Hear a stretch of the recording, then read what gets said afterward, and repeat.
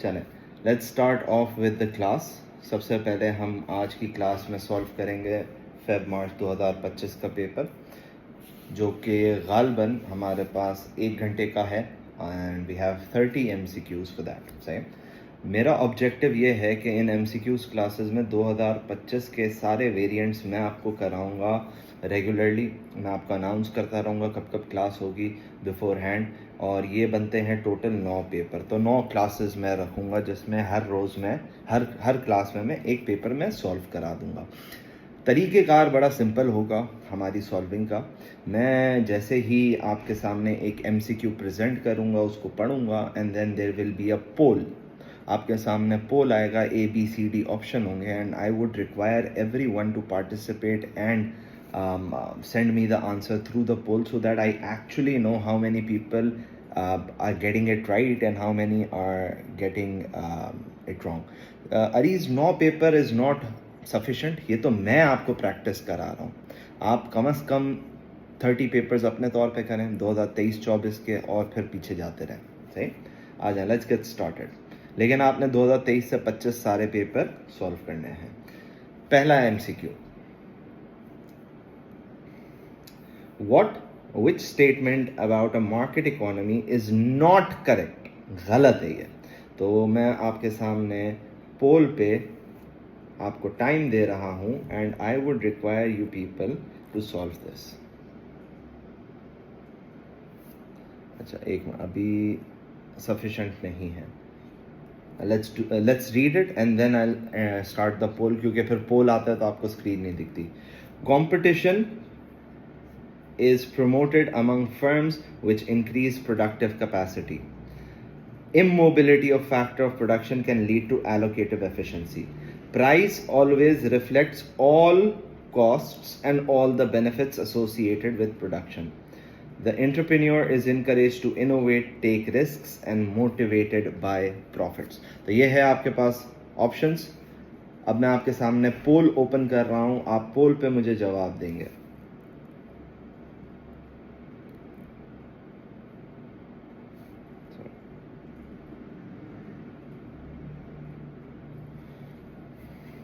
Okay, अब जवाब दें।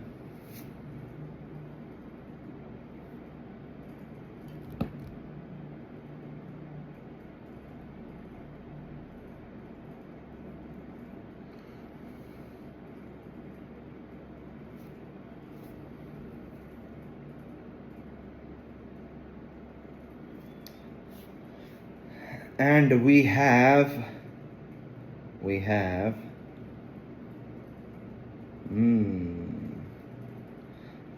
okay, I'll end the poll and share the results with you people ताकि आपको पता हो। C पे अगर आप देखें तो most of the people answered C, which is the right answer. लेकिन B was technically also selected. B और C में बच्चों को कन्फ्यूजन थी, एक बच्चे ने D भी चूज़ किया था। तो भाई, अगर मार्केट इकोनॉमी होगी यानी डिमांड एंड सप्लाई के बेसिस पे होगी तो entrepreneurs are encourage to take risk. वो रिस्क तो लेंगे ना, ये तो बात तय है।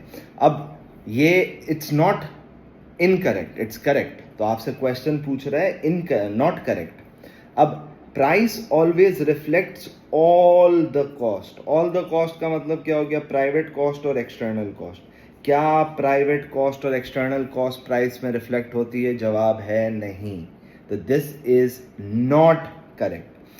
अच्छा, बी देख लेते हैं। B, immobility of factor of production can lead to allocative efficiencies. तो एलोकेटिव एफिशिएंसी बेसिकली हम A2 इकोनॉमिक्स में पढ़ते हैं। मतलब आप ये समझ लें, मार्केट इकोनॉमी होगी तो वो ज़्यादा एफिशिएंट होगी क्योंकि प्रॉफिट ऑब्जेक्टिव होता है। तो एक तरीके से ये सही भी है। सही है। तो B is incorrect answer, C is the right answer because it is not correct. सही है। अब ये देखें कितना कंफ्यूजिंग है। C is the right answer because it is not correct. सही है। तो ये थोड़ा सा MCQs में इस तरीके के भंड होते हैं। आ जाए। To increase production, firm X needs to install capital equipment, while a firm in industry Y needs to research and introduce a new technology. What time periods are illustrated by these cases? Industry X or Y? Short run, long run, long run, very long run, long run, long run, very long run, very long run. तो x capital intensive है, sorry install कर रही है capital equipment, और Y research कर रही है एक नई टेक्नोलॉजी पर। तो बताएं कितना टाइम ड्यूरेशन रिक्वायर्ड होगा। I am starting the poll now.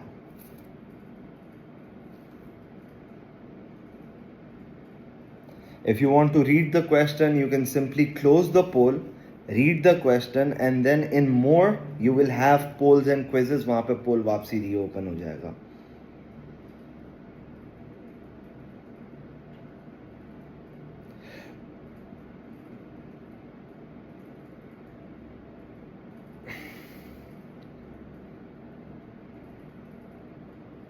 I want every one two participate, जितने भी लोग हैं वो पार्टिसिपेट करें ताकि आप लोग को अंडरस्टैंडिंग हो। आपका आंसर अगर गलत होगा मुझे वैसे ही आइडिया हो जाएगा। Okay, perfect. So let's end the poll. I'll share the results with you people, and we have a clear winner which is C, and तकरीबन 64% लोगों ने सही जवाब दिया है और कुछ लोगों ने A चूज़ किया है। अब देखें, अगर मैं इस MCQ को देखूं, installing capital equipment is a long run procedure. Capital का मतलब ये थोड़ी है कि सिर्फ AC की इंस्टॉलेशन है। बहुत सारी मशीन्स कॉम्प्लिकेटेड होती हैं, बहुत एक्सपेंसिव होती हैं, उनके पैसे को रेज करना पहली चीज़, और दूसरी चीज़ उसको इंस्टॉल करने में कंपैरेटिवली ज़्यादा टाइम लगता है। That's why it's long run. And नई टेक्नोलॉजी को इंट्रोड्यूस करना is considered as very long run. Therefore C is the right answer. Moving on, a production possibility curve shows the maximum potential output of apples and pears for an economy using current resources. तो X हमारे pass on full employment है, Z full employment पे है, Y impossible है, और W हमारे पास unemployment को show कर रहा है। Which pairs of position identifies efficient and inefficient outcomes. तो आपने देखना है कौन सा एफिशिएंट है और कौन सा इनएफिशिएंट है। सही है, आपके पास options A, B, C, D को ऑब्जर्व करें, and I will be opening the pole.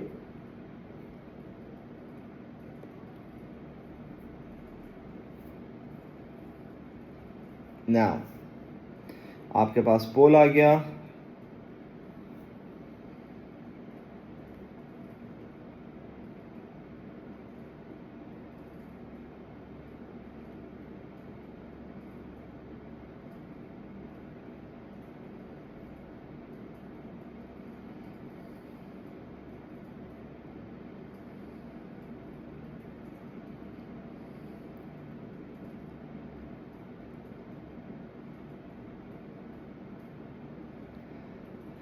Okay, I am ending the pole.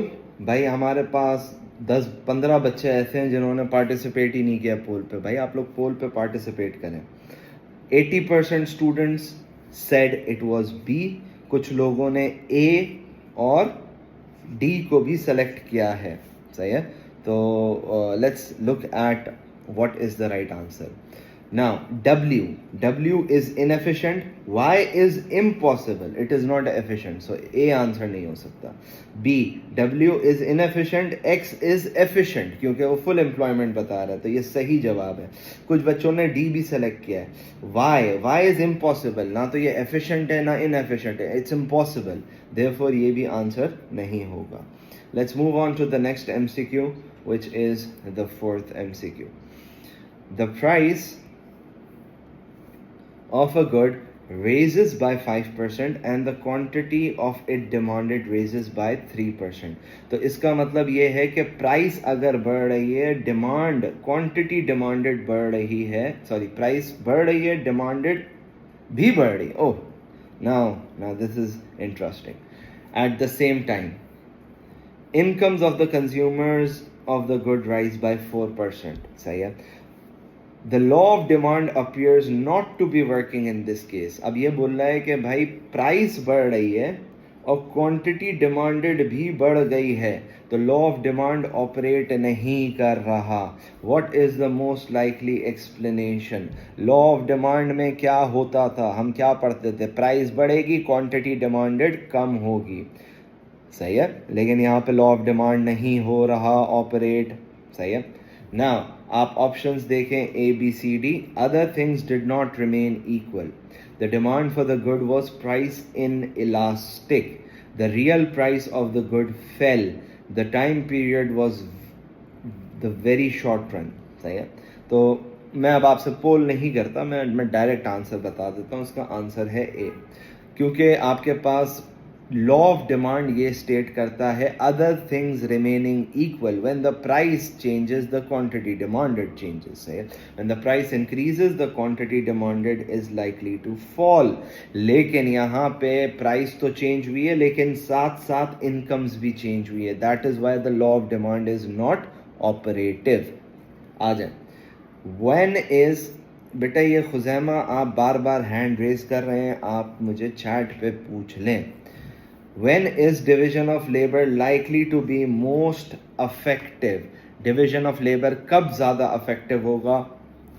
When they're in a large market, in a market where consumers prefer homemade product over product made using machines, a market where consumers require a variety of goods, a small market where consumers require custom made product. आप options को गौर से देखें, मैं आपके सामने पोल को open कर रहा हूं और ये हमने पोल ओपन करके रीलॉन्च कर दिया है। अगर किसी को क्वेश्चन देखना है वो पोल को क्लोज करेगा, क्वेश्चन आ जाएगा मोर पे, वो उसके पास पोल्स वापसी अवेलेबल होंगे।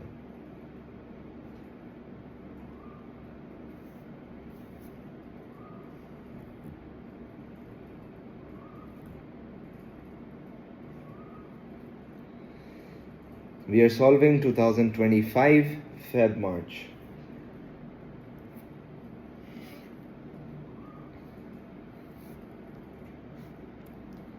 ओके तो हमारे पास this is the first MCQ जहाँ पे हमारे पास बहुत वैरायटी ऑफ आंसर्स आई हैं। परफेक्ट, ज़्यादातर बच्चों ने जवाब भी दिया है। Let's look at your answers. 37% ए और सी आप लोगों ने चूज़ किया है, कुछ बच्चों ने बी और कुछ बच्चों ने डी भी चूज़ किया है। Let's look at what the right answers would be. अब मैं आप लोगों को समझाता हूँ। देखें, डिवीजन ऑफ लेबर, सबसे पहली बात, जहाँ पे होममेड प्रोडक्ट है या यूनिक कस्टम मेड प्रोडक्ट है वहाँ पे आप डिवीजन ऑफ लेबर नहीं कर सकते, क्योंकि division of labour standard goods produce करता है। तो बी और डी पॉसिबल नहीं है। अच्छा, सी भी पॉसिबल नहीं है, because if the customer requires variety of good, तो हर गुड्स में चेंजेस आएंगी, तो चेंजेस आएगी, आप डिवीजन ऑफ लेबर से उसको नहीं कर सकते, क्योंकि division of labour encourages standard goods. C भी नहीं हो सकता। A is the right answer. Why is A the right answer? Because अगर stable demand है, large market है, division of labor से we can produce more goods and services to cater the large demand. आ जाए, okay, आगे बढ़ते हैं। What will influence the value of price elasticity of supply?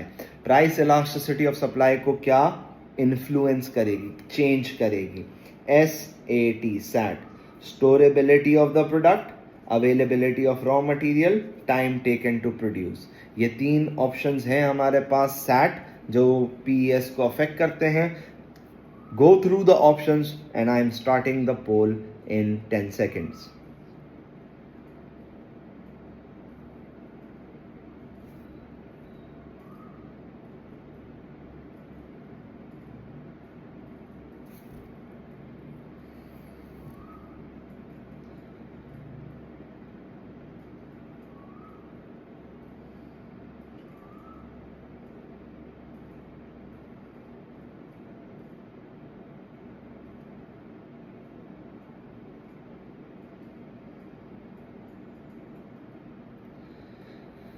Okay, out of 50 students, I only have 40 answers.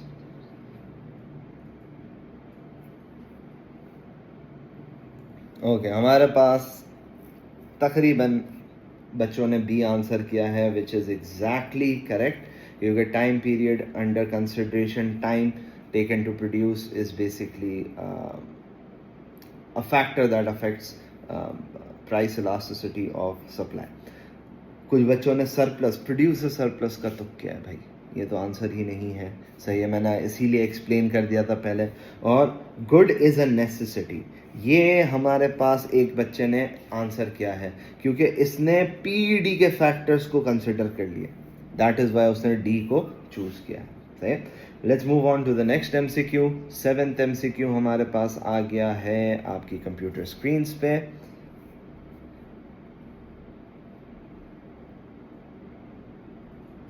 Yes, I will be solving other papers as well. आज की class को Feb March 2025 पे रखते हैं, 26 भी हम कर लेंगे।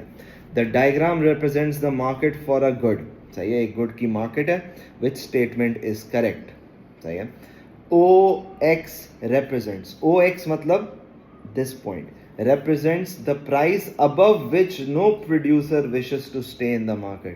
अगर ओ एक्स से ज़्यादा प्राइस होगी तो क्या मार्केट में प्रोड्यूसर नहीं होगा? मेरे हिसाब से तो ज़्यादा प्रोड्यूसर होगा। किसको आती हुई लक्ष्मी बुरी लगती है और ज़्यादा लक्ष्मी किसको बुरी लगती है? O Z represents the minimum price. This is the minimum price consumers are willing to pay. नहीं, मिनिमम प्राइस तो खैर ये नहीं है। मिनिमम प्राइस आपके पास minimum price is the lowest, इससे ज़्यादा नहीं। ये मिनिमम प्राइस का कॉन्सेप्ट बेसिकली आप वहाँ से ही ले आओ, मिनिमम प्राइस वाला कि इक्विलिब्रियम के ऊपर होगा, लेकिन for the customers that's not the minimum price. अगर देखें तो मिनिमम प्राइस नहीं है, डिमांड इज़ हायर, तो इससे ऊपर मिनिमम प्राइस होगी। खैर, पी वाई जेड, तो ये ट्राइंगल बन गया। Is represents the total consumer surplus. नहीं, ये टोटल कंज्यूमर सरप्लस भी नहीं है। X Y Z represents the total producer surplus. X Y and Z, हाँ, प्राइस के नीचे आपके पास प्रोड्यूसर सरप्लस ही होता है। तो प्रोड्यूसर सरप्लस का एक रिलेटिवली बहुत आसान क्वेश्चन एग्जामिनर ने टेस्ट किया है। Okay, now this is the point, this is the question where things get a bit tricky. ये कैलकुलेशन वाला है तो आपने मेरे साथ सॉल्व भी करना है। The diagram shows the impact on equilibrium due to the increase in the cost of production. The original price was 72 and the price elasticity of demand is -2। Price हमारी थी 72, क्वांटिटी थी हमारी 80 और सप्लाई हमारी कम हो चुकी है। अब ये आपसे पूछ रहा है what is the new equilibrium price, equilibrium price कितनी है। तो हमें ये वाली प्राइस को फिगर आउट करना है, P2 को फिगर आउट करना है। तो हमारे पास PD दी हुई है, तो हम इसको फॉर्मूले में लगाएंगे, percentage change in quantity demanded divided by percentage change in price. अब अगर हम देखें, हमें परसेंटेज चेंज इन प्राइस तो नहीं दी हुई है, लेकिन हमें percentage change in quantity demanded निकालने की वैल्यूज दी हुई हैं। तो percentage change in quantity demanded is equal to new quantity demanded which is 60 minus old which is 80 upon old. So 20 divided by 80 multiply by 100. This should give me 25% और वो भी negative में। सही है, तो अब मैं PD में वैल्यूज को प्लेस कर देता हूँ। PD मेरे पास -2 है, -2 is equal to -25% upon x। अब मैं क्रॉस मल्टीप्लीकेशन कर लेता हूँ तो मेरे पास आ जाएगा x is equal to -25% upon -2। तो ये माइनस माइनस कट गया, मेरे पास आंसर आ जाएगा 12.5%। अब 72 का 12.5% मुझे कैलकुलेट करना होगा। Let me see if I can find a calculator. No, I can not. आप लोग मुझे बताएं 72 का 12.5% कितना होता है? इट्स 9। 72 का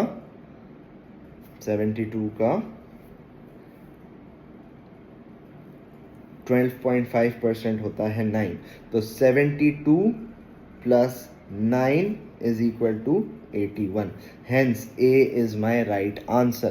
सही है, हर जगह पे हम पोल यूज नहीं करेंगे, इसके पीछे रीजन है। पोल थोड़ा सा टाइम टेकिंग होता है, कंज्यूमिंग होता है, तो हम कुछ MCQs खुद मैं सॉल्व करा दूंगा और कुछ MCQs में हम पोल कर लेंगे।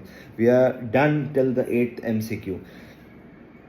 Okay, question number 9. Now this is a theoretical MCQ. What is likely to have a greater effect on the individual demand curve than on a market demand curve? सही है, इंडिविजुअल डिमांड कर्व पे ज़्यादा affect करेगा और market demand curve पे कम affect करेगा. Individual demand curve आप कह सकते हैं इंडिविजुअल प्रोडक्ट की भी या इंडिविजुअल कंज्यूमर की भी, दोनों चीज़ें आप बोल सकते हो. सही है, तो मैं आपके सामने पोल ओपन कर रहा हूँ, आप ऑप्शंस दे दें. चेंजिंग वेदर है, government policy to promote consumption, growth in population, more expensive substitutes. Take your time, analyze, and I'm opening up the polls. I'm giving you exactly 20 seconds to answer.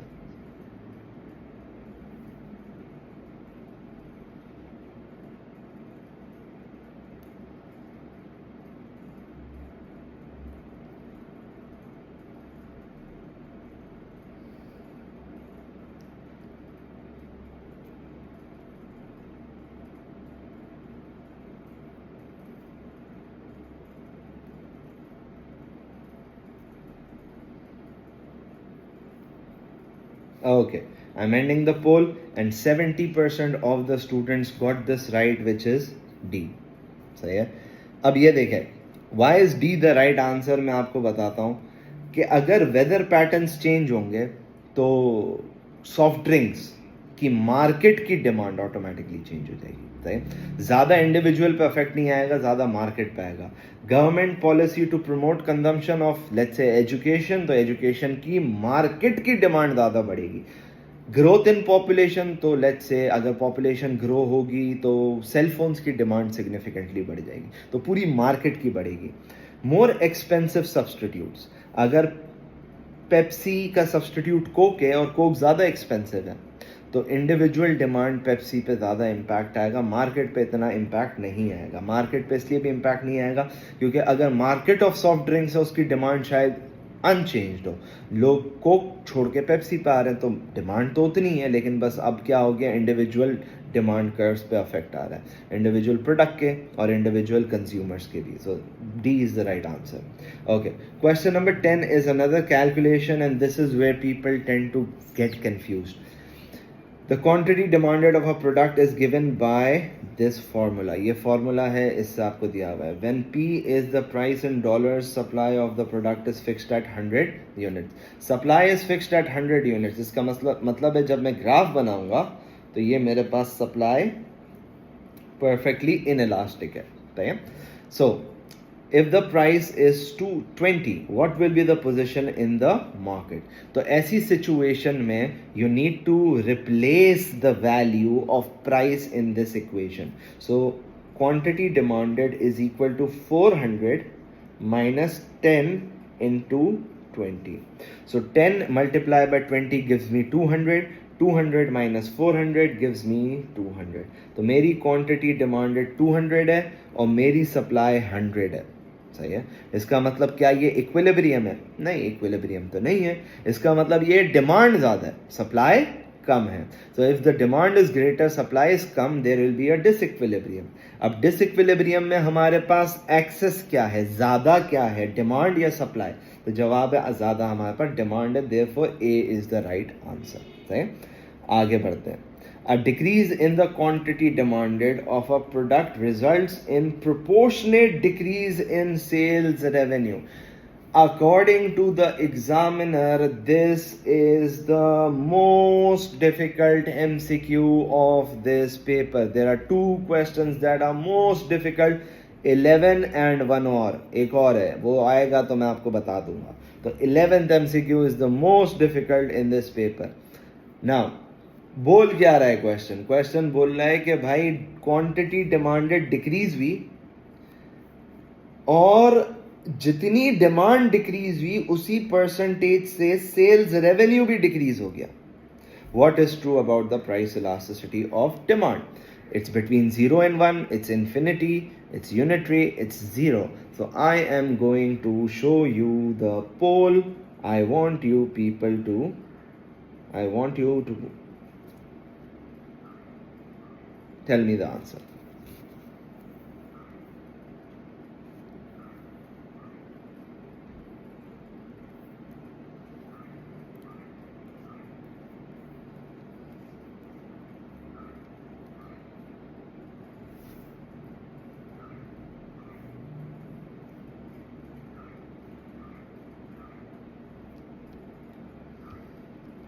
और ज़बरदस्त, examiner तो बिल्कुल सही बोला था, बिल्कुल सही बोला था।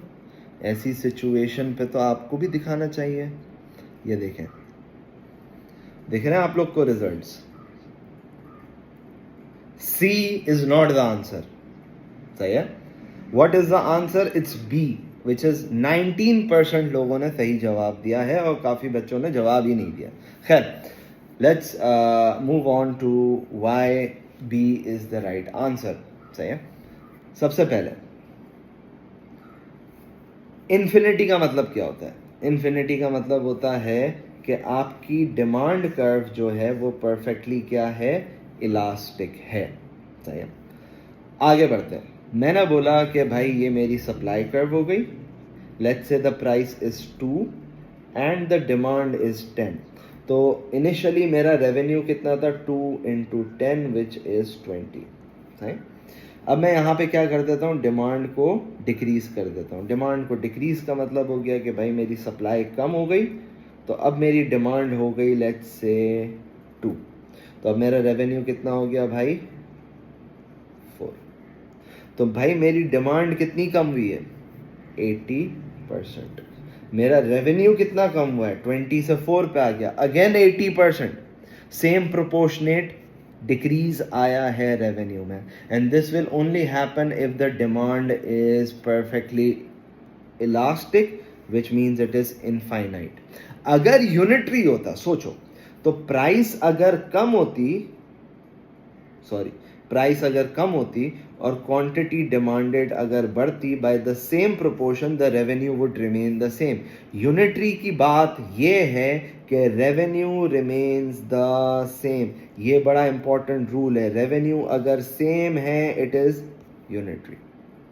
और ये इन्फिनिटी या इनफाइनाइट पीईडी में कॉन्सेप्ट ये है कि जितनी डिमांड चेंज होगी उतना ही रेवेन्यू चेंज होगा। और परफेक्टली इनइलास्टिक का कॉन्सेप्ट क्या है? जितनी प्राइस चेंज होगी उतना रेवेन्यू चेंज होगा। देखें, अगर डिमांड परफेक्टली इलास्टिक है, सही है, तो price can not change. Therefore जितनी डिमांड चेंज होगी उतना रेवेन्यू चेंज होगा। परफेक्टली इनइलास्टिक में quantity can not change, price can change. Therefore जितनी प्राइस चेंज होगी उतना रेवेन्यू चेंज होगा। तो ये आपने दिमाग में रखना है, और कभी फंस जाओ ना तो इस तरीके से ग्राफ बना के अपने आप से पूछ लिया करो, you will get the right answer. Question number 12, a government may use a range of methods to intervene in the market to affect both demand and supply. What is the method that will shift the demand? सिर्फ demand को shift करेगा। Indirect tax, subsidy, direct provision, provision of information. तो आपको मैं poll open करके दे रहा हूं, मुझे जल्द अज जल्द जवाब दें।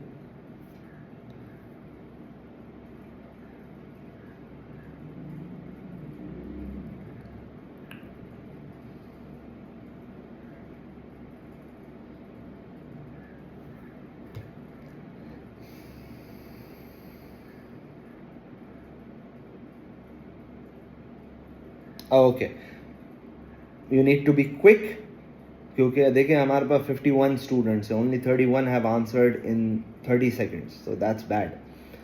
मैं आप लोगों के सामने प्रेजेंट कर रहा हूं आपके answers, and you can see कि 64% लोगों ने सही जवाब दिया है, which is D. When you provide information, provision का मतलब होता है to provide information, the demand curve will shift. Cigarette पीना अनहेल्दी है, इंफॉर्मेशन दी, डिमांड कम हो जाएगी। कुछ बच्चों ने सी सेलेक्ट किया, डायरेक्ट प्रोविजन। डायरेक्ट प्रोविजन का मतलब होता है गुड्स को खुद देना। गवर्नमेंट जब खुद गुड्स को खुद देती है तो बेसिकली सप्लाई बढ़ती है। टैक्सेस और सब्सिडीज बेसिकली सप्लाई को शिफ्ट करते हैं। एक बच्चे का मैंने देखा था, उसने आंसर ए सेलेक्ट किया हुआ था, तो अब एएस का पेपर भी हो गया है, अभी तक उसको ये नहीं पता कि इनडायरेक्ट टैक्सेस से डिमांड नहीं सप्लाई शिफ्ट होती है। आ जाए, to achieve price stability. Now this is another थोड़ा सा technical MCQ. The government in country F operates under buffer stock scheme with a minimum price of P1. Minimum price का मतलब क्या है कि आप इससे कम नहीं जा सकते। And maximum price of P2, इसका मतलब क्या है कि आप इससे ज़्यादा चार्ज नहीं कर सकते, सही है। तो आप इसके ऊपर नहीं जा सकते लेकिन नीचे तो जा सकते हो, सही। तो देखा जाए मैक्सिमम प्राइस अगर इक्विलिब्रियम के ऊपर लगा हुआ है तो दिस इज इनअफेक्टिव, तो आप P2 को सिरे से इग्नोर ही कर देंगे क्योंकि ये इनअफेक्टिव है। The current demand and supply in the market is shown. What should the government do to ensure the scheme is effective? इसका मतलब ये है कि मैक्सिमम प्राइस तो वैसे ही इनअफेक्टिव है लेकिन मिनिमम प्राइस अफेक्टिव है।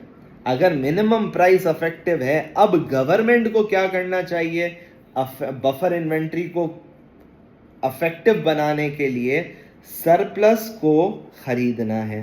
तो अब आप लोग आइडेंटिफाई करें, अगर मार्केट में P1 प्राइस है तो सरप्लस कितना है?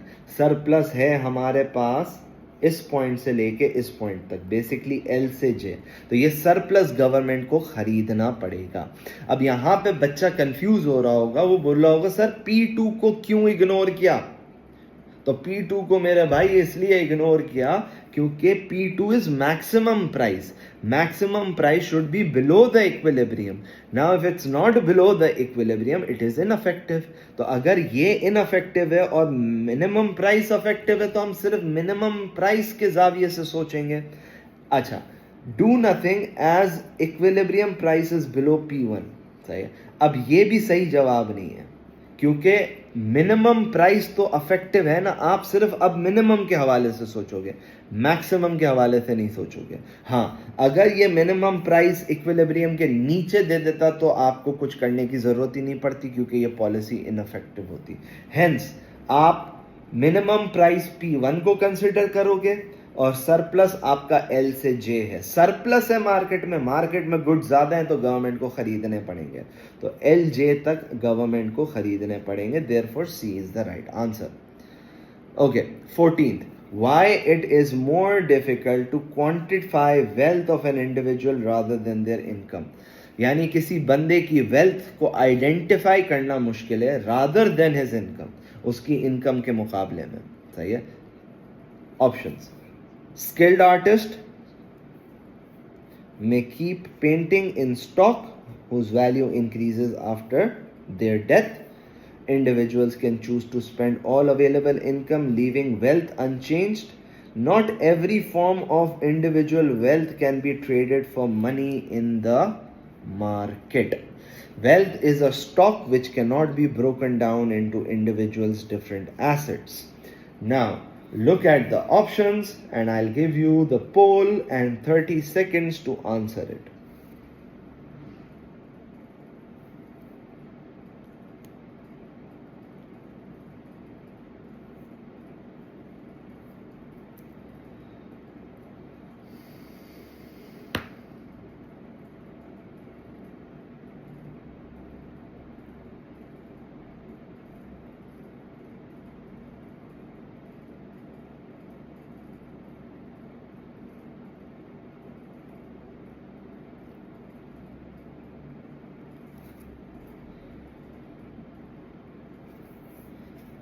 ओके, यहाँ पे बहुत सारे बच्चों को गड़बड़ हुई है बी और सी में। तो let's look at the options B and C. Individuals can choose to spend all their income leaving their wealth unchanged. बात सही है, अगर मेरे 100 रुपये कमाऊँ, 100 रुपये मैं खर्च कर दूँ तो मेरी वेल्थ अनचेंज्ड है, सही है, बिल्कुल सही है। लेकिन क्वेश्चन ये है ही नहीं। क्वेश्चन ये है कि वेल्थ को क्वांटिफाई करना, मेजर करना क्यों डिफिकल्ट है? क्योंकि C, not every form of individual wealth can be traded in the market.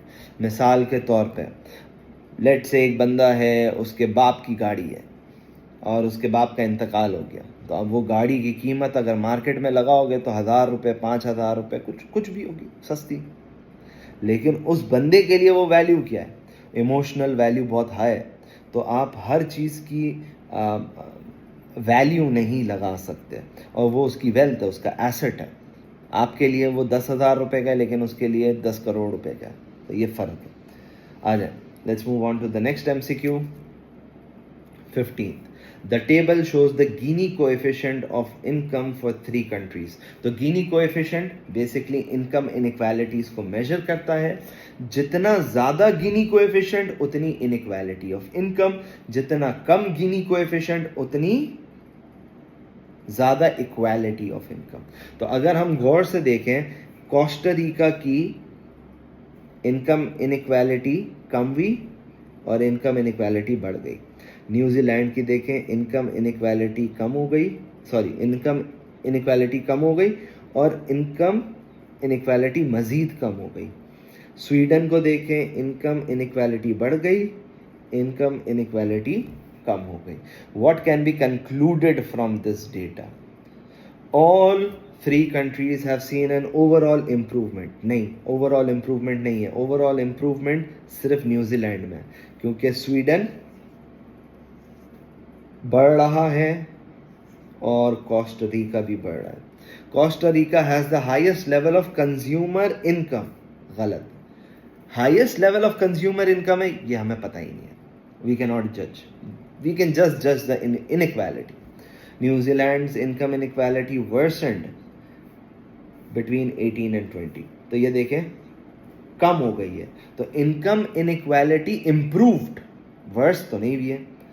Sweden's economy has the highest income equality of all 3 countries. Yes, best Sweden की equality है क्योंकि value 0 के ज़्यादा करीब है.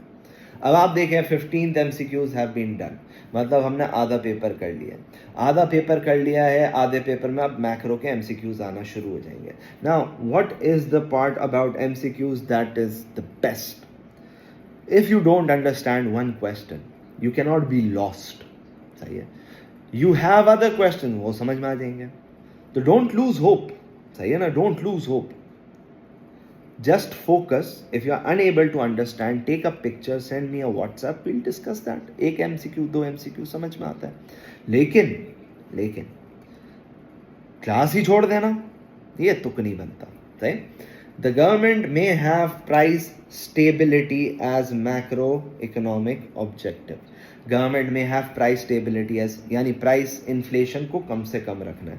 What is meant by price stability? यही सवाल है. लो, मतलब inflation कम से कम हो. All equilibrium prices are maintained in the long run. नहीं भाई. Demand pull inflation cancels out cost push inflation. मतलब कुछ भी. Only disinflation is present in the economy. Disinflation का मतलब क्या होता है? Falling rate of inflation. तो लो एंड स्टेबल होनी चाहिए. किसी साल 2% तो 2.1% भी समझ में आता है. It's okay. प्रोलॉन्ग्ड यानी लंबे periods of inflation and deflation are avoided. तो 2% है तो 2% ही रहे. सही है. Prolonged period of inflation and deflation are avoided. This is the right answer. यानी प्राइस स्टेबिलिटी है. Prices have remained the same. In country S, frictional unemployment has decreased, but in country T structural unemployment has increased. सही है. S में frictional decrease हुई है और T में structural increase हुई है. frictional मतलब time to search a job. What would be the possible explanation for these changes? अब अगर आप गौर से देखें तो सबसे पहले reduction in job search time. Yes, this will decrease frictional unemployment. A can be the answer. More job vacancy websites ज़्यादा है job vacancies के, तो ये भी time taken to find a job कम कर देगा. C, unemployment benefits have decreased. तो अगर unemployment benefits कम हो गए, लोग जल्दी नौकरी ढूंढेंगे क्योंकि उनका गुजारा नहीं हो रहा. C भी सही है. unemployment benefits have increased. ये आंसर नहीं हो सकता. सही. आ जाए टी, स्ट्रक्चरल अनएम्प्लॉयमेंट. मतलब टेक्नोलॉजी आ गई या उस इंडस्ट्री का प्रोडक्ट की डिमांड कंपैरेटिवली कम हो गई. Real wages are flexible. तो ये स्ट्रक्चरल अनएम्प्लॉयमेंट नहीं करती. तो ये आंसर नहीं हो सकता. Closure of several large mining firms. Yes, तो माइनिंग इंडस्ट्री डूब गई. Fall in economic growth. This will create cyclical unemployment. Workers skill do not match the available jobs. Yes, this will create structural unemployment. लेकिन frictional तो x है यहाँ पे, तो बचा हमारे पास आंसर क्या, B. B is the right answer. Move on to the next MCQ, और next MCQ आपके पास है graph. Let's look at the MCQ first. The diagram shows aggregate demand and long run aggregate supply with X as the initial equilibrium. Which combination of policy and new final equilibrium point is correct? Look at the policies. I will open up the poll and you will be giving me the answer. Look at the policies.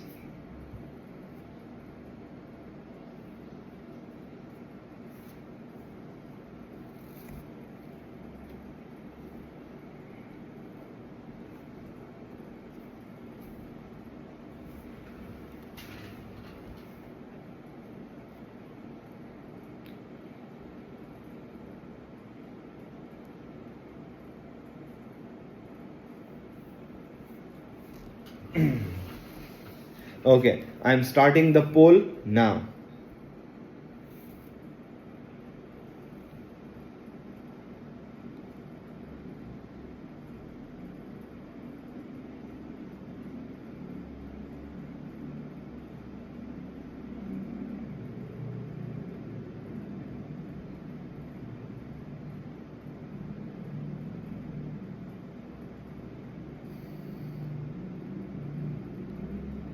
जबरदस्त, बाकी लोग भी जवाब दे दें.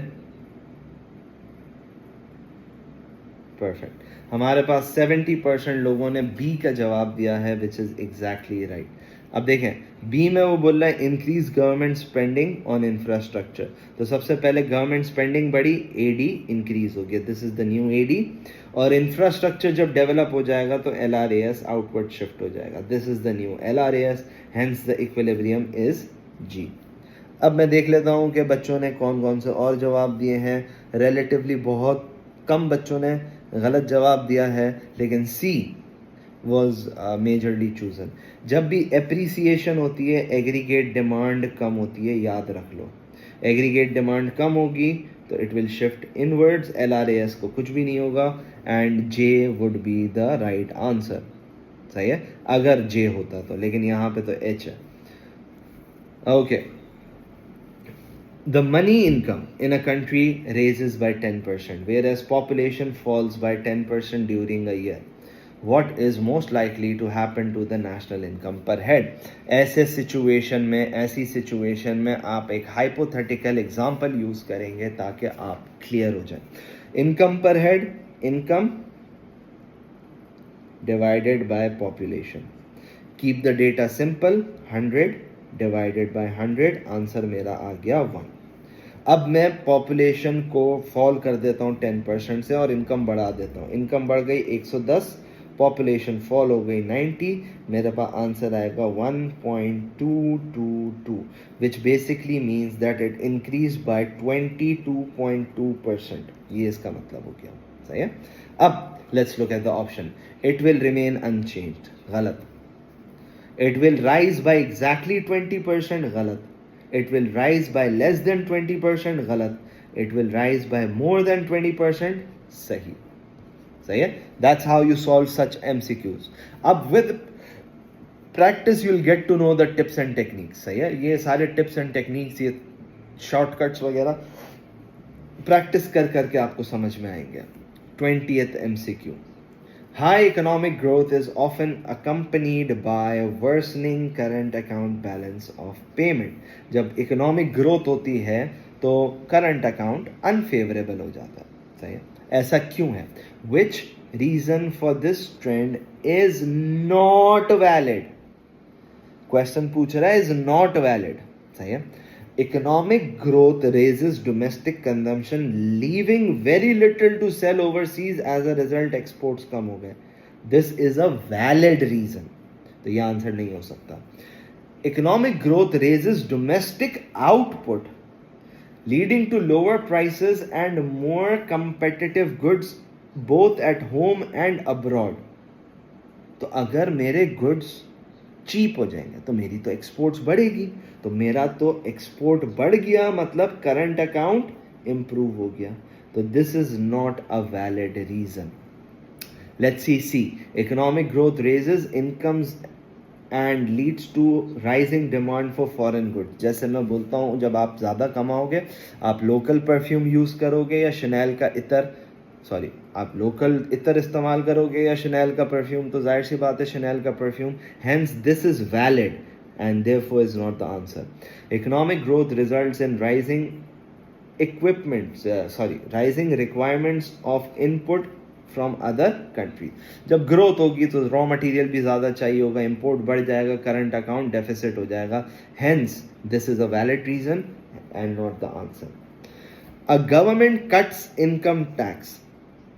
Why might this be seen as an example of a supply side policy? ये supply side policy क्यों है? अगर मैं टैक्स कम कर देता हूँ, डायरेक्ट टैक्स. अब ये सुने, सही है, मैं इस पर पोल ओपन नहीं करूंगा, आप सुने. Supply side policy, any policy that increases the production. Basically आसान अल्फाजों में जो प्रोडक्शन बढ़ा दे वो सप्लाई साइड पॉलिसी है. सही. अब क्या इनकम टैक्स कम होगा तो रियल इनकम्स बढ़ेंगी? यस, डिस्पोजेबल इनकम्स बढ़ जाती हैं. तो ये सप्लाई साइड की बात नहीं है. This is not a supply side policy. The cost of businesses are reduced. Yes, this is also acceptable, but this will attract more business investments. Hence, this is a demand side reason. The opportunity cost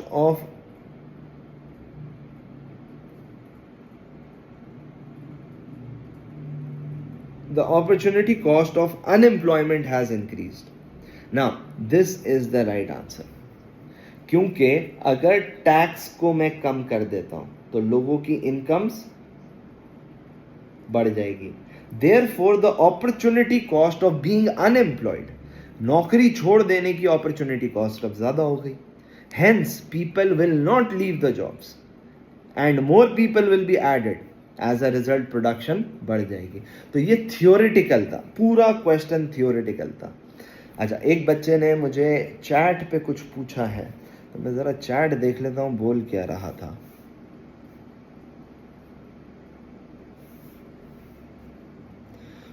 क्या हो गया?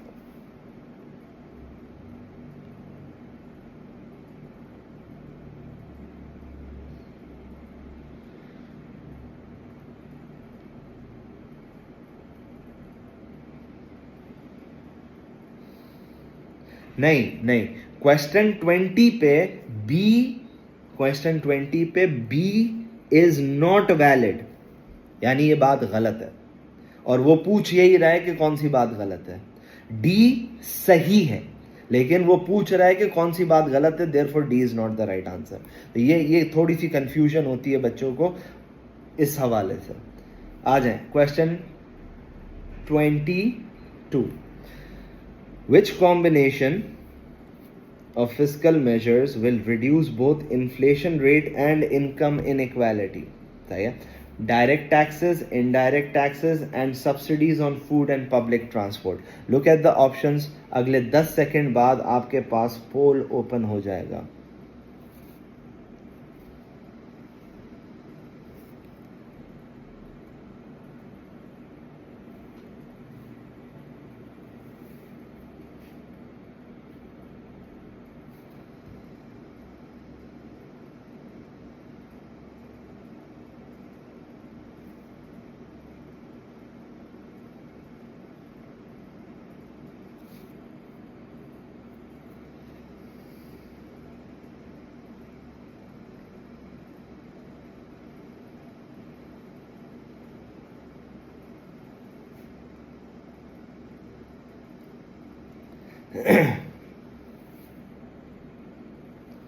Okay, सो 70% लोगों ने सही जवाब दिया है which is सी. देखें, अगर आपको इन्फ्लेशन रेट कम करना है डायरेक्ट टैक्सेस इंक्रीज करेंगे ताकि लोगों की स्पेंडिंग कम हो. इनडायरेक्ट टैक्सेस को डिक्रीज करेंगे ताकि प्रोडक्ट सस्ता हो जाए. और सब्सिडीज आप इंक्रीज करेंगे क्योंकि food and public transport are basic necessities. आ जाएं अगले क्वेश्चन पे, question 23। A central bank decides to reduce the level of credit regulations. Credit regulation मतलब लोन देने में आसानी पैदा कर दी, सही है। तो इससे क्या होगा, this is basically a part of monetary policy, क्योंकि इंटरेस्ट रेट और मनी सप्लाई का जो ताल्लुक होता है वो मॉनेटरी पॉलिसी से होता है। लोन लेना, लोन देना is also a part of monetary policy, hence this is a monetary policy. अब सवाल ये है कि ये एक्सपेंशनरी है या कॉन्ट्रैक्शनरी है, क्योंकि अगर लोन देना कंपैरेटिवली आसान हो जाता है, लोन देना कंपैरेटिवली आसान हो जाता है, तो फिर इसका इम्पैक्ट क्या होता है। इसका इम्पैक्ट ये होता है कि ज़्यादा लोन मिलेगा, ज़्यादा स्पेंडिंग होगी, एग्रीगेट डिमांड बढ़ जाएगी। हेंस आपका सही जवाब है expansionary fiscal policy. 8 more MCQs to go. Let's quickly end them. और सबसे मुश्किल MCQ अभी तक वो आया नहीं है, एक हमने कर लिया, एक बाकी है। ओके, ये जो सिंपल थियोरेटिकल एक एक लाइन वाले जो MCQs होते हैं, दे आर रिलेटिवली सिंपल, जल्दी भी हो जाते हैं। तो government decides to use supply side policy to increase long run aggregate supply. What is most likely the reason why this policy tool will not lead to a fall in the price level? अगर aggregate supply बढ़ेगी, price level कम होगी, सही। लेकिन किस सूरत में price level कम नहीं होगी? जब aggregate demand बढ़ जाए। तो अगर aggregate demand बढ़ेगी वो prices बढ़ा देगी, और aggregate supply जब बढ़ेगी वो prices कम कर देगी। Net impact सेम, सही है। तो ए इज द राइट आंसर। अच्छा, अब अगर लेबर प्रोडक्टिविटी बढ़ रही है तो प्राइसेस भी कम होंगी। Workers will save any extra wages they earn, मतलब डिमांड नहीं है तो उतनी डिमांड है तो प्राइसेस कम होंगी। Workers will spend any extra wage on imports पे, तो लोकल चीज़ों की तो प्राइसेस फिर चेंज नहीं होंगी। Therefore A is the right answer. Chat पे बहुत सारे मैसेजेस आ गए हैं। अबे अहमद पागल वागल हो गया। चले, define progressive taxes. Progressive taxes क्या होते हैं? When the rich pays more percentage of tax compare to poor, and poor pays a lower percentage of tax than the rich. Look at the options, C और D दोनों गलत हैं। Low income earners pay less in taxes, गलत। They pay less proportion in taxes, therefore B is the right answer. ये बड़ा important है, pay a lower proportion of income in taxes.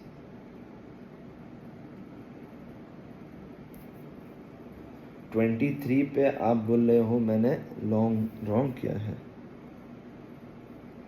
23 पे मैंने रॉन्ग तो नहीं किया है, 23 is correct. Reduce the level of credit regulation. So loan देना कंपैरेटिवली आसान हो गया, तो ज़्यादा लोन मिलेगा, ज़्यादा स्पेंडिंग होगी, एग्रीगेट डिमांड बढ़ेगी, एक्सपेंशनरी ही sorry yes, expansionary monetary policy है। Oh yes, expansionary monetary policy है, सही। अब इंसान है, इतनी गलती हो जाती है, हालांकि मैंने बताया भी था कि ये मॉनेटरी पॉलिसी का पार्ट है, फिर भी गलती हो गई, खैर हो गई, कोई बात नहीं। आगे 26, country X trades with country Y. What is the term of trade? What are the terms of trade? Term of trade का फॉर्मूला क्या है? Average export price index divided by average import price index. तो basically जो formula है वो आपने ढूंढना है, average price of X exports divided by the average price of Y export. दोनों के एक्सपोर्ट्स हैं, गलत हो गया। इसका सही जवाब है B, the ratio of an index of X exports to an index of its import prices, सही है। B is the right answer. Question 27, get ready, मैं पोल ओपन करने वाला हूं। When is a country's exchange rate most likely to fall? Fall कब होगा। Fall कब होता है? जब करेंसी की डिमांड या तो कम हो जाए या सप्लाई बढ़ जाए। Look at the options.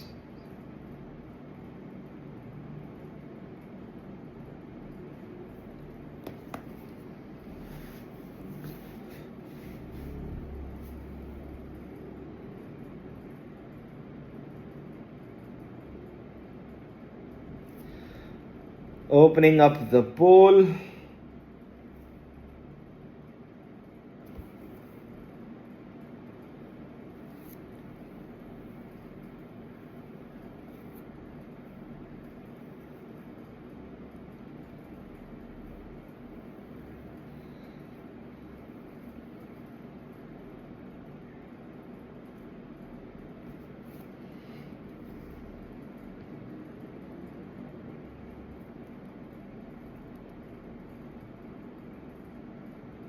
Okay, perfect.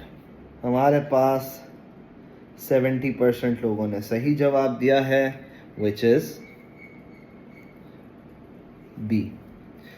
Inflation rate अगर एक्सीड होगा तो आपके एक्सपोर्ट्स कम हो जाएंगे। एक्सपोर्ट्स कम होंगे, करेंसी की डिमांड कम हो जाएगी, एक चीज़। और आपकी इंपोर्ट्स बढ़ जाएंगी, मतलब आपकी करेंसी की सप्लाई बढ़ जाएगी। Therefore B is the right answer. Moving on, we have 4 more MCQs। सही है, इसको देख लेते हैं। A country experiences a rising trade deficit and a current account surplus at the same time. Deficit rise हो रहा है, मतलब exports are less than imports, और करंट अकाउंट में सरप्लस है, तो trade goods plus trade services plus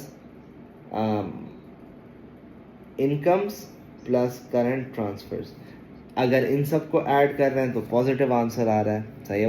which combination of events might explain this? Look at all the options.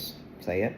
I am giving you exactly 20 seconds to read through all the options and then फिर मैं poll open करूंगा।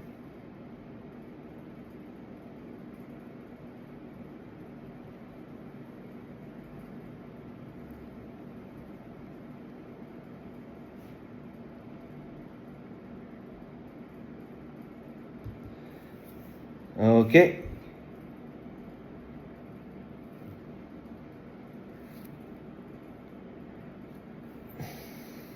अगर पोल आपको तंग कर रहा है, आप इसको क्लोज करके ऑप्शंस वापसी पढ़ सकते हैं।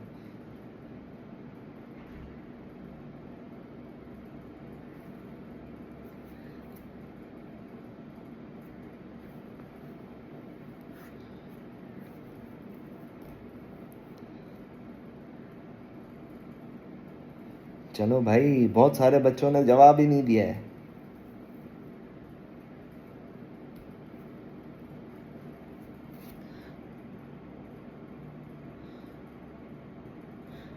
Four seconds more.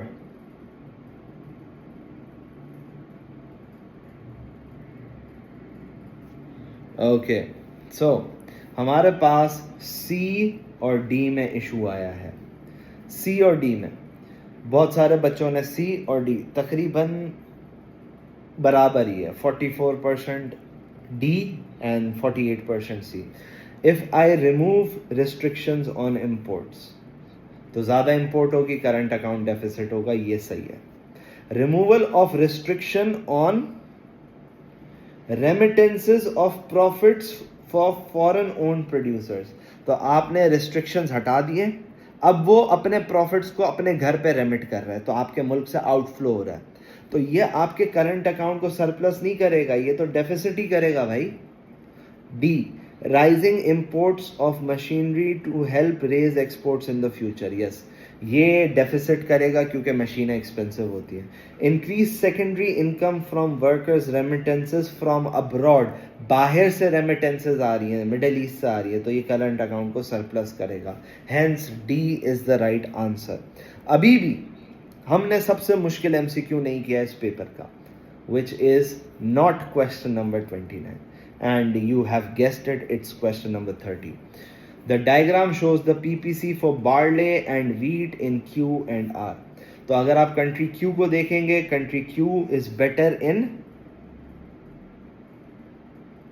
नहीं आपको 1 घंटा नहीं मिलेगा, आपको 1 घंटा 15 मिनट मिलेंगे, 1.25 घंटे का पेपर है और मैं एक्सप्लेन कर करके पोल कर करके 1 घंटे में, अभी 1 घंटा 1 मिनट हुआ है और तकरीबन हमने पेपर एंड कर दिया। 1 घंटा 15 minute is more than enough. Sorry, आपको 1 घंटा ही मिलेगा, यस आपको 1 घंटा ही मिलेगा, 1 घंटा 15 मिनट A2 में। बहरहाल आप खुद से करेंगे, it will be more quicker. सही है, आ जाए। What can be concluded? Country Q has a comparative advantage in the production of barley. याद रखें, याद रखें, जब भी ग्राफ में आपने देखना है ना कंपैरेटिव एडवांटेज, तो जिस चीज का गैप ज्यादा होता है कंपैरेटिव एडवांटेज होगा। यानी कंट्री Q का वीट में गैप ज्यादा है, तो country Q has a comparative advantage in wheat.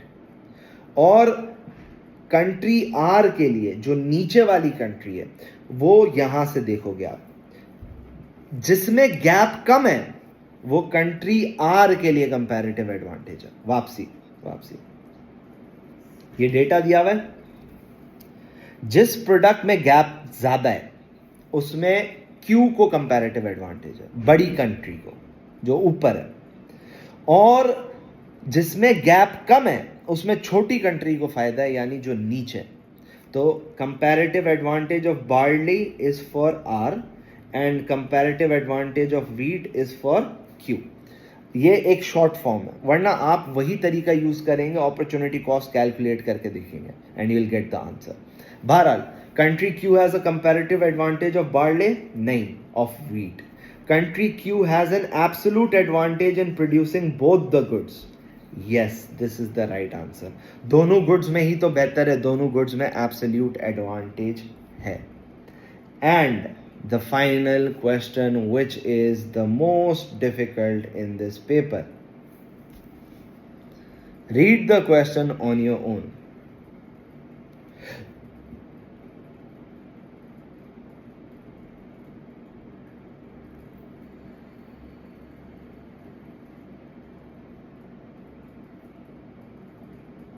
तो बेसिकली गवर्नमेंट ने सब्सिडीज लगा दी है, सही है, अपने डोमेस्टिक प्रोड्यूसर्स के लिए।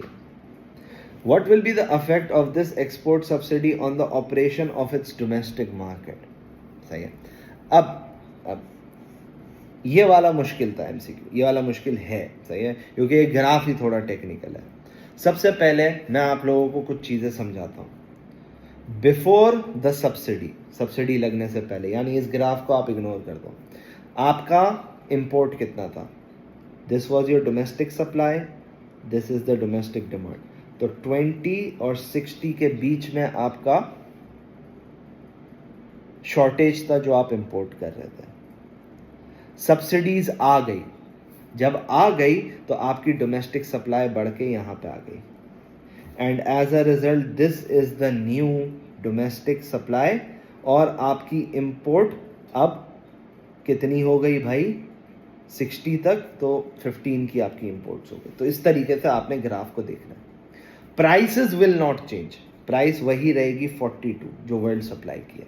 तो सी और डी तो वैसे ही आंसर नहीं है। Domestic output of oil will increase by 15 million. तो पहले डोमेस्टिक कितना था? 20, अब कितना है? 45। क्या ये 15 मिलियन से बढ़ा? नहीं, ये 25 मिलियन से बढ़ा। तो ये आंसर नहीं हो सकता। The imports of oil will decrease by 25 million. पहले इंपोर्ट कितना था? पहले इंपोर्ट था 40 का, अब इंपोर्ट कितना है? अब इंपोर्ट है 15 का। तो 40 माइनस 15, यानी आपकी इंपोर्ट्स 25 से कम हो गई है। आगे में बात समझ में? This is the paper. I hope आप लोग को मज़ा आया। पोलिंग का सिस्टम है, सारी चीज़ें, and these classes are basically helpful for all the students. तो आप लोग अगर अपने दोस्तों को ऐड करना चाह रहे हैं ग्रुप में, you can add them, I don't mind. हम इसी तरीके से ऑनलाइन क्लासेस सॉल्व करते रहेंगे। अच्छा, मुझे कैसा पता चला इंपोर्ट्स का? देखें, ये मुश्किल है, वापसी देखें। हमारे पास पहले इंपोर्ट कितनी थी? तो ये मेरी डोमेस्टिक सप्लाई थी पहले, और डोमेस्टिक डिमांड 60 थी। तो जो शॉर्टेज था यानी 40 में इंपोर्ट कर रहा था।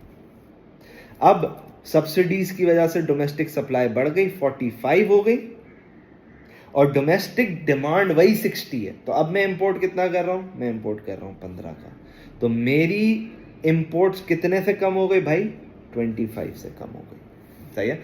Now we will be having a next class on Monday को मैं टाइम आपको बता दूंगा। मोस्ट प्रॉब्ली दिन के टाइम ही होगी, रात के टाइम नहीं होगी। And see you soon.